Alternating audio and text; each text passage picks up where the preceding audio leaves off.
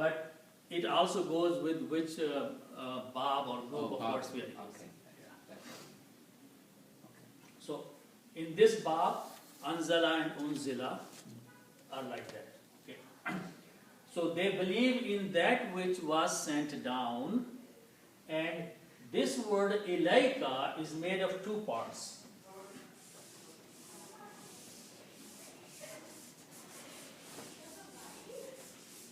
So this is made of ila. So anzala is to send down, and unzila is you send down. No, was sent down. Oh, was it down? Passive voice. Okay. So ila means to, and ka means you. For one person. This is a single person you. Okay. When you write down these two words together, they are written down this way, the way it is written in the Quran. Ilaika. Ila and ka can be written down this way, because when you combine, this ya can be read down with two dots here. Okay? So this means to you. Ila means two. Ila means to and ka means you. Okay. Combining it will be ilaika. Okay. Now, here, who is you in this ayah? Who is you? Allah subhanahu wa ta'ala is telling Prophet sallallahu alaihi wasallam, Ilaika, to you. Yeah. So now it becomes clear that Allah subhanahu wa ta'ala is saying that Wallazina, and those people, yu'minuna, who believe, bima, in that which was sent down to you. What was sent down to Prophet sallallahu alaihi wasallam? Quran. Okay? So Allah subhanahu wa ta'ala is talking about those people who are living in Makkah or Medina or nearby areas, that those people are muttaqeen. Who are those? Those are the people who believe in that which is the book of Allah, Al-Quran, sent down to you. Okay? So Allah subhanahu wa ta'ala is mentioning the attributes of those people, that they believe in the Quran. Instead of saying the Quran, the word is being used, unzila ilayka, that which was sent down to you, which is basically the Quran. So people believe. So that is what the meaning so far. In that which was sent down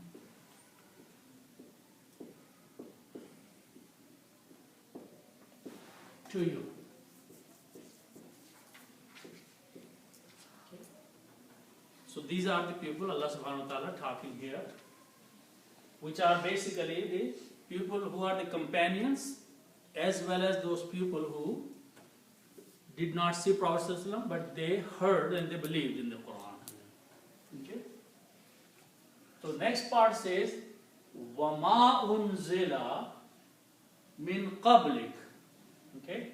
So now, so this is what the ayat is now. وَمَا أُنزِلَ مِن قَبْلِكَ. Mr. Khan, can I ask you something? You know how they say when Prophet Muhammad died, I'm like, I know partial of the story, but I'm pretty sure you probably might know it. I don't know, not 100%. He said, when I die, you won't have me, but you will have the Quran as proof or evidence or something like that, like so you can have belief or something like that, or you know what I'm talking about? Yeah, but I'm not sure about that. Oh, okay. Just stay with us. Okay, sorry about that. Okay. So this rest of the part of these words are Wama unzila, and that which was sent down, the same words. Okay? And that which was sent down. Next two words are min qablika. Okay? So here, qaf, Qaf, Ba, and Lam are the root letters. And from this, the word is Qablun. Qablun means before. Qablun means before. Qabl. Okay? Yeah. Or qablun means Fine. before. Something before is a qabl. Okay? That's the meaning of qablun. And when we combine with the ka, which is you, single person, okay? So when we combine these two words, one dhamma is not pronounced and it is pronounced as qabluka. Qabluka means before you. Okay? So qabluka is written like that. Qabluka. Before you.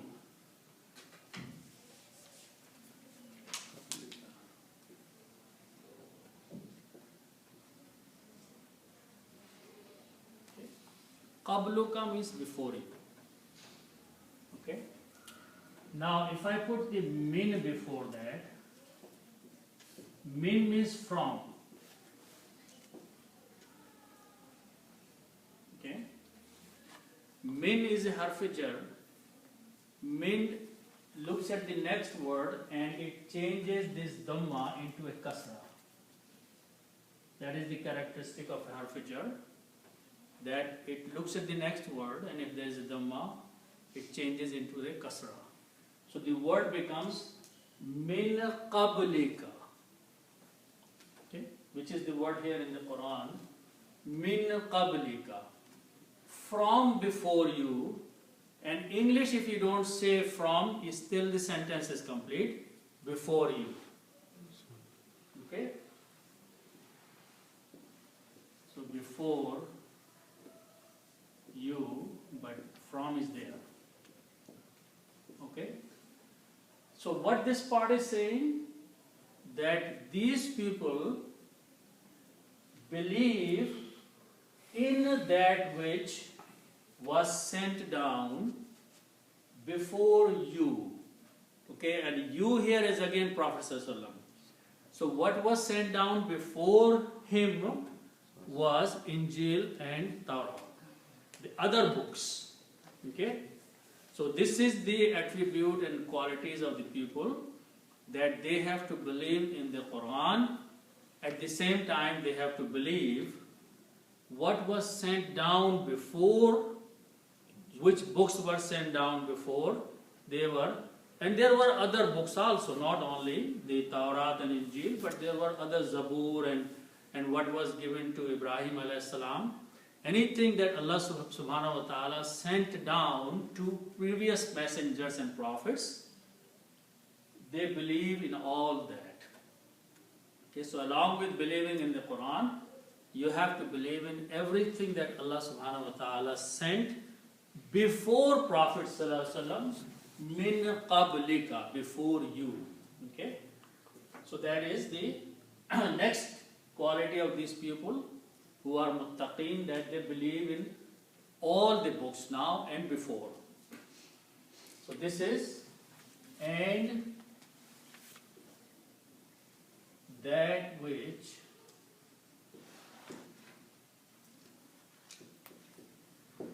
was sent down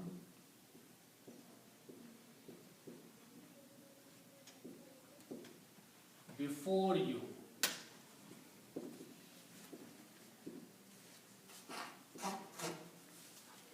Okay? And then after that, there is one more thing that these people do is wabil akhirati hum yuqinun. So let's look at those things.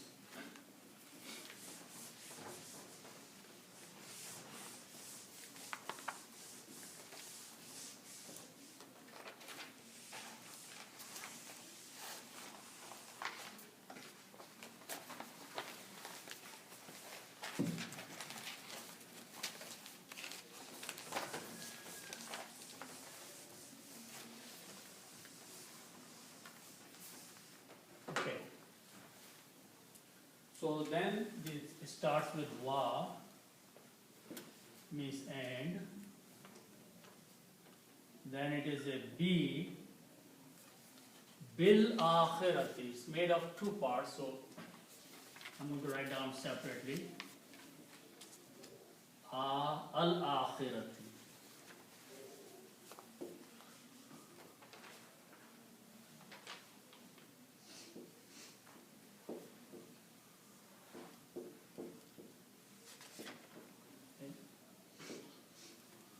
Hum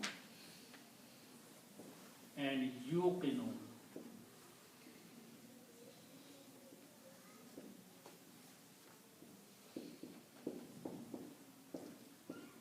Okay. So B means in, okay, and the next word starts with alif, ha, and ra. Okay, and from this we create the word akhiratun. Mr. Khan, you forgot to put Dr. Khan. Mr. Khan, you forgot to put the kasra on the ta. Akhirati Yeah. hum yuqinun. Okay. So the actual word is akhiratun. Okay. Akhiratun. This means last day or hereafter.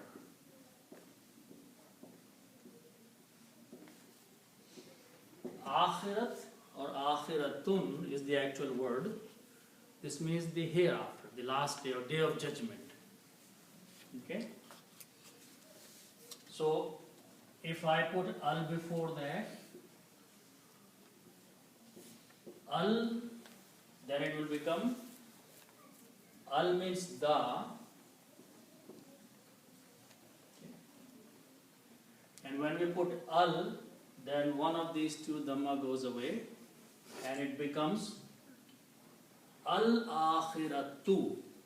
Okay, actual word is akhiratun, but whenever al or da comes, it becomes a proper or definite. It becomes al akhiratu. Okay, the hereafter. Okay, now if I put a B before that, which means in, it will become in the hereafter.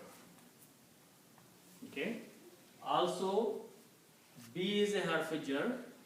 Harf-jar changes this last dhamma to a kasra. So the word becomes bil bi al akhirati, which is the word in the Quran. Okay.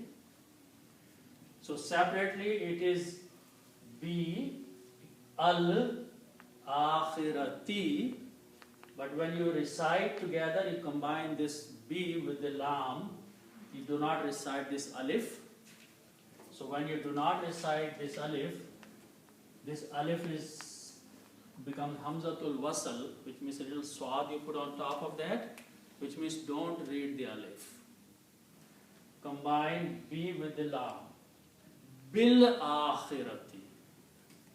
Bil akhirati means in the hereafter. And in the hereafter. And in the hereafter or day of judgment. Okay. And home means day. And in the hereafter day. Okay? Okay. So if it's no B in front of that, it's al akhirati. Al akhiratu. Akhiratu. Yeah. And then if it's a B in front of there, you have to بالآخرة. Yes, that's for reading. آخرة. Yeah, Yeah. bil akhirati. Okay. Exactly. Yeah. Okay. So that's how these words are created. So, and in the hereafter, they. Okay. So let's look at the next word, which is yuqinun.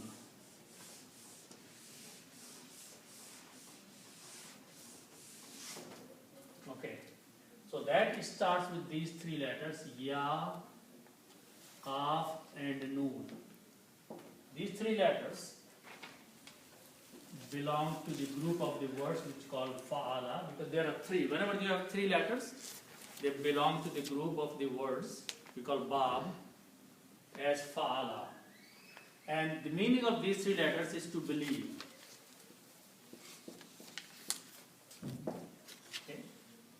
To believe. If I put an alif in the beginning, it becomes a four letter, just like we saw anzala and nazala and anzala. This will become alif, ya, qaf, and noon. Okay? And this will be ayqana. Okay? The meaning for this word is to believe firmly. That's the meaning differences. So this means to believe firmly.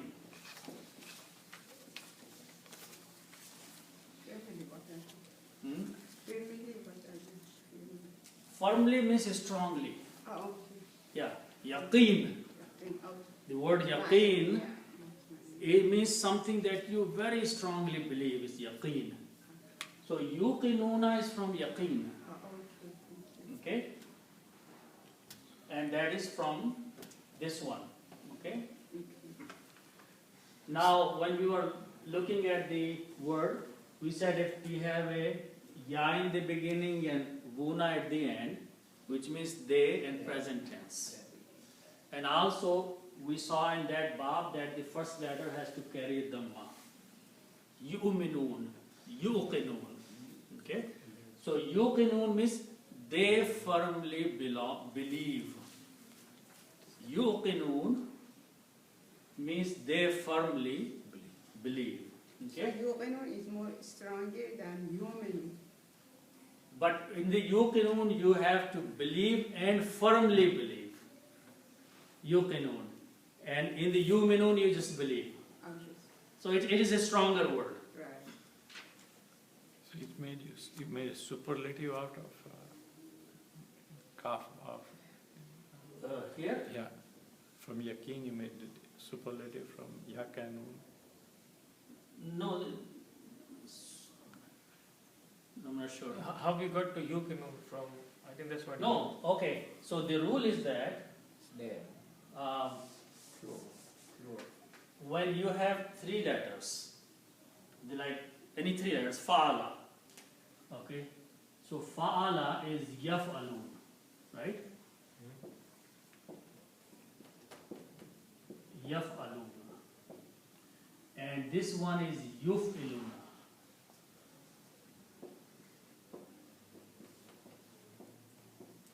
Yuf'iluna. The difference is only these harakats. Okay?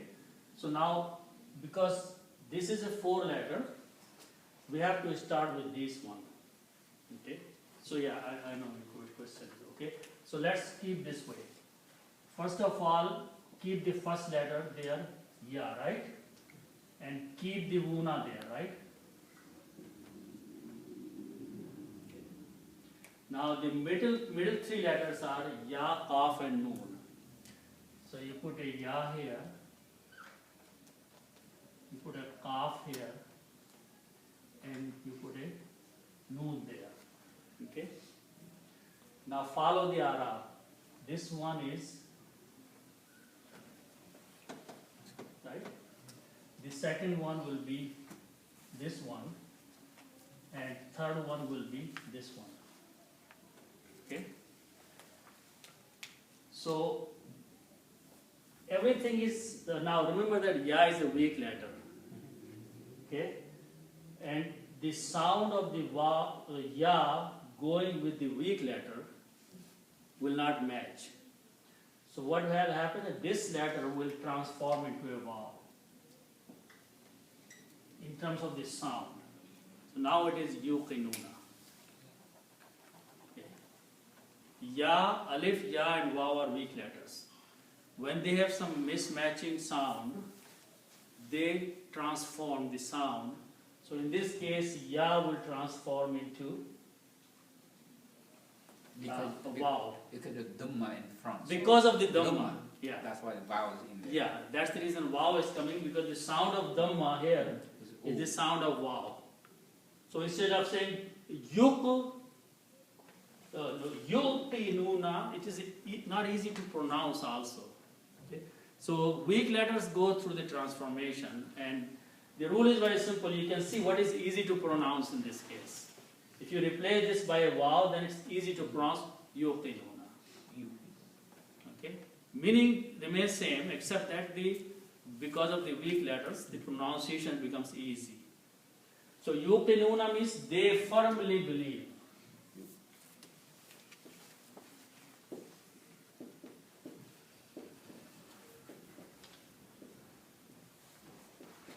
In the hereafter, they firmly believe.